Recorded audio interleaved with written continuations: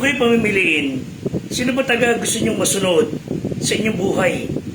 Yung sarili nyong kagustuhan o yung gusto ng Diyos sa inyong buhay? Kahit anong sikap natin na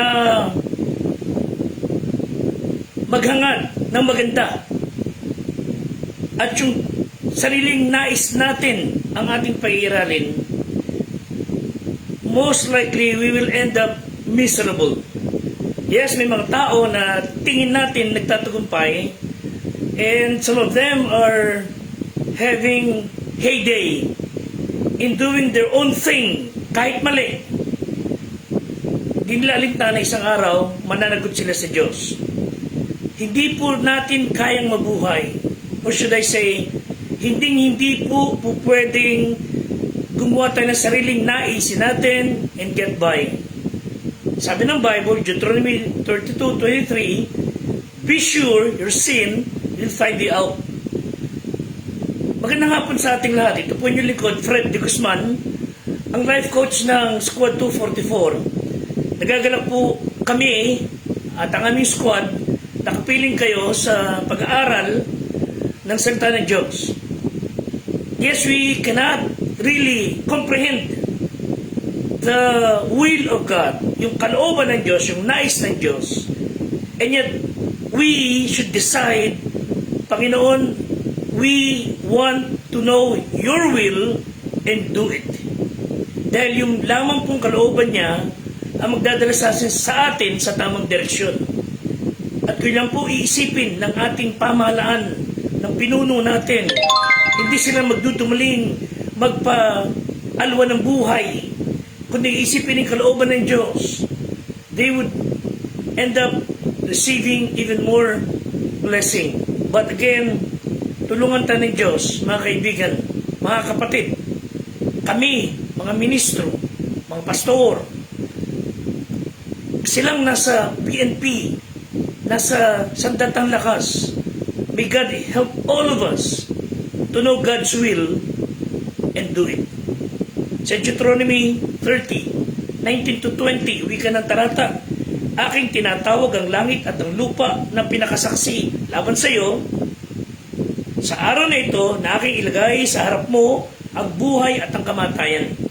God is putting before us life or death, ang pagpapala o sumpa, blessing or cursing. Kaya sabi ng Bible, piliin mo ang buhay upang ikay mabuhay, ikaw at ang iyong binhi. Well, this verses relates to an episode sa buhay ng mga Israelita kung saan binigyan sila ng Diyos ng choices. Kabutihan pa rin ng Diyos na sila ay latagan. You choose. You have been hard-headed. You've been going your way. You've been trying to get rid of me. And yet, God, as He saw them patungo sa kapahamakan and wants to stop them, sabi ng Diyos, this is the best for you. But you choose. Pinamili sila. At sa ating panahon, mga kaibigan, mga kapatid, God is giving you choices. We are put in the same valley of decision. Decision that would determine your destiny. The question is, what will you choose? Your way or God's way? Yung kagustuhan mo lang sa sarili mo o yung gusto ng Diyos? Ang iyong desisyon, again, will determine your destiny. Let me give you my first statement. You are free to choose. Malaya kang pumili. Araw-araw, God is giving us freedom to make choices. Choose to do or think what we think is good for us. Wala naman sigurong matinong tao ang mag-iisip na ang pipiliin niya ay yung ikapapahamak ng kanyang buhay. Although, there are people who are doing that. Hindi nakapagtataka, kaya sila ay nalalagay sa alanganin. But yung mga matatinong pag-iisip, still, God is giving us the freedom to choose. So, we would choose the best for us. Okay? Secondly, you are not free not to choose. There are people who would say, hindi ko pipiliin. Hindi ako pipili na anumang bagay, lalo na bagay ng Diyos. I don't care. Alam niyo, pag ganun na attitude ng tao, hindi daw siya pipili. They have already have done choosing. Pag hindi pumili ang tao, they are already made their choice. So, you are not free not to choose. So, to decide not to choose, o baliwalain mo Diyos, it simply means you are choosing evil.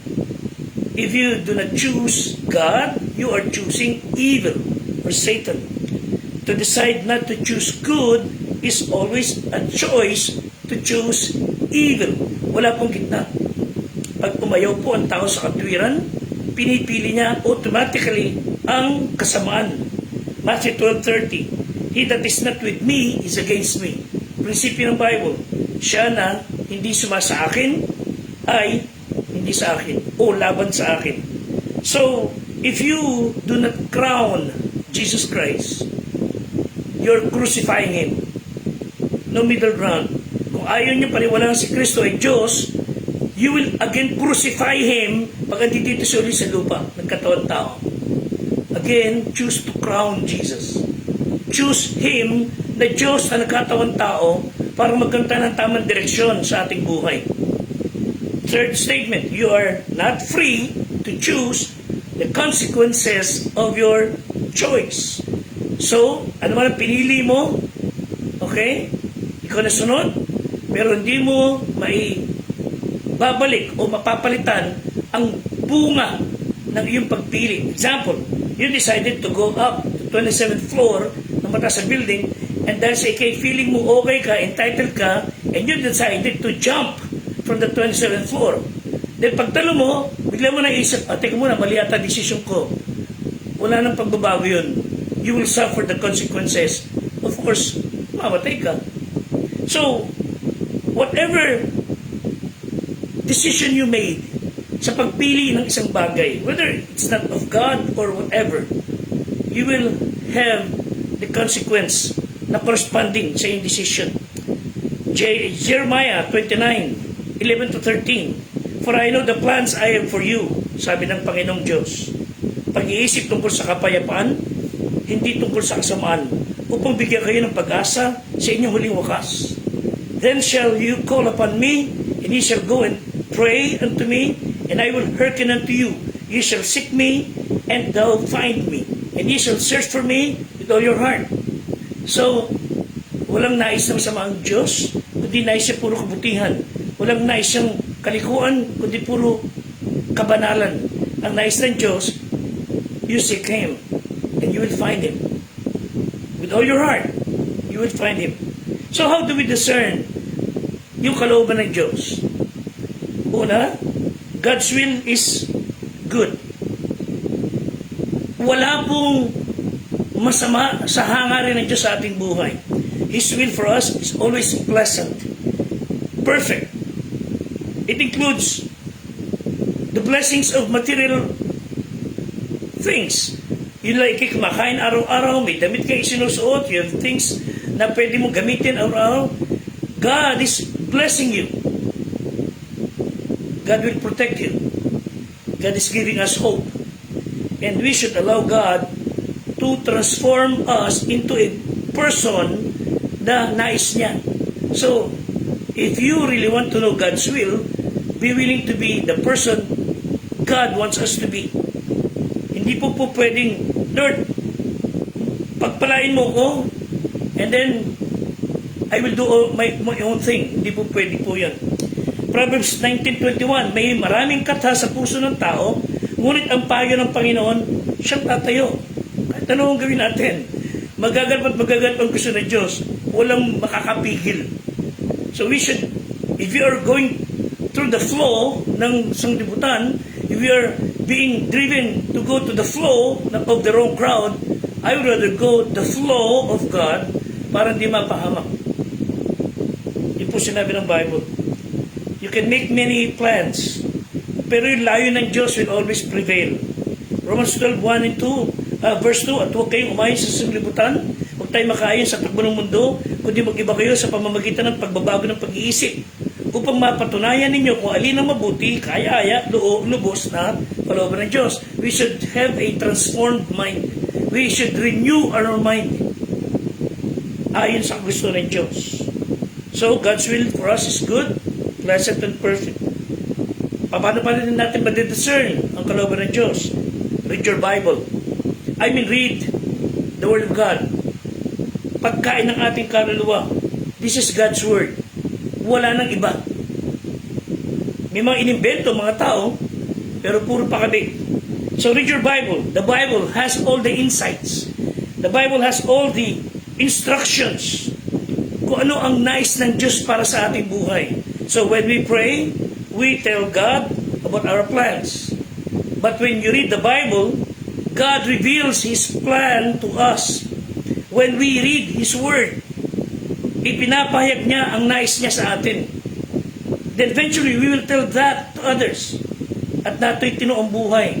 2 Timothy 3:16 to 17, the Bible says, all scriptures na kinasihan ng Diyos ay mapapakinabangan din naman sa pagtuturo, pagsansala, pagsaway, sa ikatututo na nasa katuwiran upang ang tao ng Diyos ay maging sakdal, tinuruang lubos sa lahat ng mga gawang mabuti.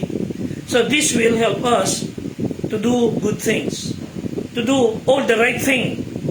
Di man tayo perfect, but God will guide us. So the Bible helps us realize what is wrong sa ating buhay, and then eventually may tutuwid natin. The Bible corrects us, and the Bible teaches us to do what is right. Basahin niyo ang Biblia. And God uses the Bible to prepare and equip us to do every good work. Tini po sa James 5 verse 16, magpahayagan kayo sa isa't isa ng inyong mga kasalanan, ipanalangin ang isa't isa upang kayo magsigaling. Malaki ang nagagawa ng maningas na panalangin ng taong matuwid. So, we should learn to read the Bible and pray and humbly seek His will. Seek godly counsel. Hindi lang ka dapat mag-pray, magbasa ng Bible, for us to know God's will. You can know His will through advice ng mga matitinong mga tao. Proverbs 11:14, kung saan walang pantas na pamamahala, ang bayan ay nababagsak. Ngunit, sa karamihan ng mga tagapayo ay may kagalingan. Of course, dapat na tagapayo natin ay may takot sa Diyos. Hindi one-sided. Proverbs 16:22, kung saan walang payo ay nagugulo ang mga panukala. Ngunit sa karamihan ng mga tagapayo, natatatag ang pag-iisip. So, it's best to consult your life coaches, mga godly leaders, before making big decisions. Hindi po tayo mapapariwara o mapalulungi ang ating buhay. So, get all the advice. We should get all the instructions you can, so you will be wise the rest of our life. And let's be like Saul on the way to Damascus. Kinausap siya ng Panginoon. Then he realized it was God who encountered him, and he said, Lord, what do you want me to do? Ano gusto mong gawin ko? So, ganun po tayo. Lord, ano gusto mong gawin ko sa buhay ko? Lead me and guide me. Guidance is promise. He will guide you. Acts 9:6, God said to Saul na naging Paul, magbangon ka and go to the city, it shall be told thee what thou must do. So God will guide us. Jesus could not have given him a better, promise. At para sabihin pa siya na iba, hindi na sasapat, because what God told him, that's the best for him. He just need to do it. And God will guide us too. May plano siya sa ating buhay. Kaya po, Psalms 37, verse 23, the steps of a good man are ordered by the Lord. He delighteth in His way. Listen, 32, verse 8 ng Psalm. Listen, I will instruct thee and teach thee in the way thou shalt go. I will guide thee with mine eye. Ganda, no? Habang tayo mabuhay, God is looking at you. God sees us, and He is guiding us. Sabi niya, I will guide thee. I will teach thee. No? I will guide thee with mine eye. Sobrang dakilang pangako. guidance is promised sa salita ng Diyos. Again, we have the Father above, controlling us. We have the Savior beside us. We have the Holy Spirit indwelling in us. So, saan pa tayo? Doon na tayo sa Diyos. Huwag natin siyang iwan. Tayo magdudusa. Let me just give some mga maling pag-iisip tungkol sa kalooban ng Diyos. Some of them are deceptive. Of course, nakaliligaw. Sabi niya, God will give you a road map. Sana nga ho ganon. Now you would see this way, this way, this way, and 1, 2, 3, 4, 5, then you will be successful. Sana nga ho ganon. Hindi ho. God's will for us is not a road map. God wants us to have a relationship with Him para araw-araw at may nalalaman natin ang kanyang kagustuhan. If you are in a relationship with Jesus Christ, He will guide you every step of the way. Hindi niya po kayo pababayaan. Pangalawang bagay na nakaliligaw, ayoko wikang sumunod sa kalooban ng Diyos because He would just make me unhappy. Killjoy kasi daw ang Diyos. Talaga po, kung titingnan, pagka mapapariwara ka, you will never be happy. So God, as our Father, will somehow distract us para hindi ka ma-disgrasya. So, ayaw ng mga Kristiyano na ilan, alamin ang gusto ng Diyos, but do not be afraid to know God's will. Settle in your mind, what's best for your life and mine is His will. Thirdly, wika nila Diyos kasi nangungusap lang sa piling tao. He will just speak to some people. That's very wrong.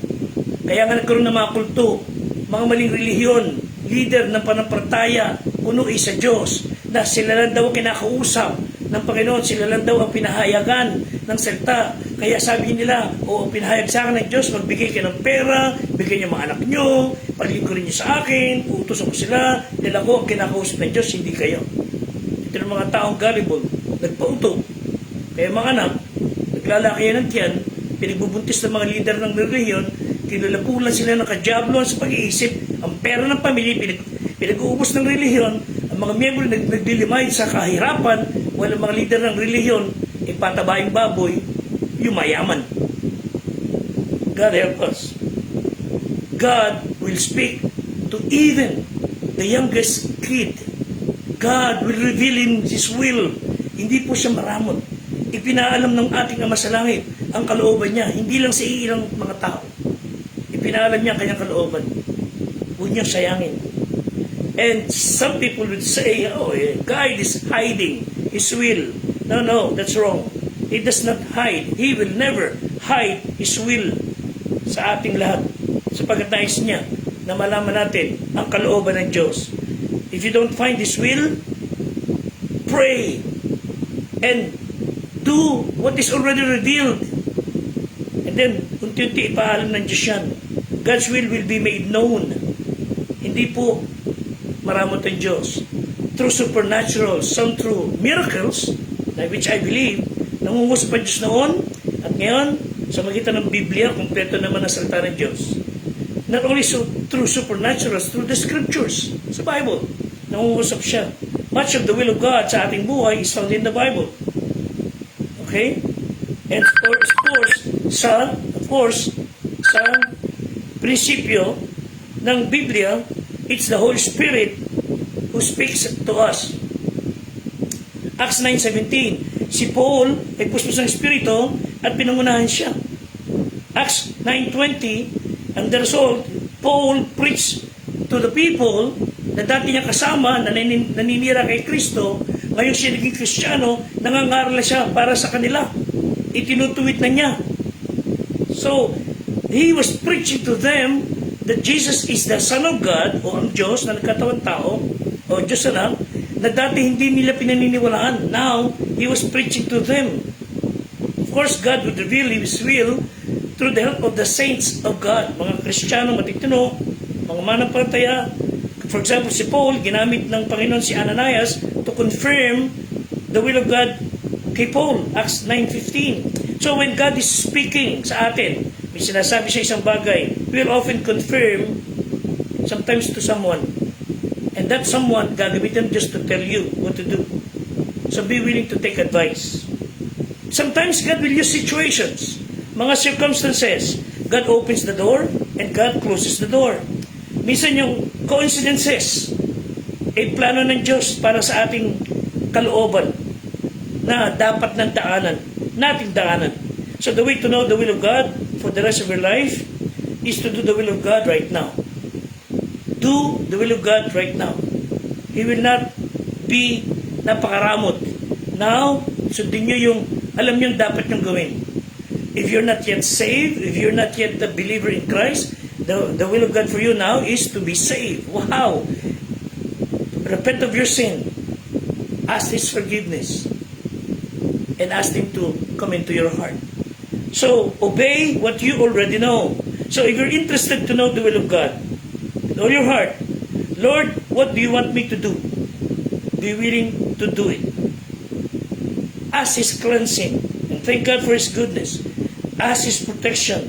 And give you clear mind and desire to know the will of God. And do it. Maraming salamat po sa ating lahat, mga kapatid. And I hope and pray that you will be able to know God's will and pray for our Squad 244 sa pangunguna ni Patrolman Jason Reville, Police Corporal Joderick Benedictus, Police Staff Sergeant Adio Burgess, Police Master Sergeant Fernando Dating, Police Master Sergeant Michael Bermejo, Police Master Sergeant Ryan Garcia, Police Senior Master Sergeant Will Ray Guillermo, at ang aming squad leader na si Police Chief Master Sergeant Sir Joseph Aquino. And pray for us na nagtuturo ng salita ni Diyos. Pray for this personnel and pray for our leaders sa PNP, from the President to the Commander-in-Chief, from the Commander-in-Chief to the Director General. Pray that God would give us the desire, the intention to do God's will and do it. Salamat po. God bless us all. Stay safe. Until next time.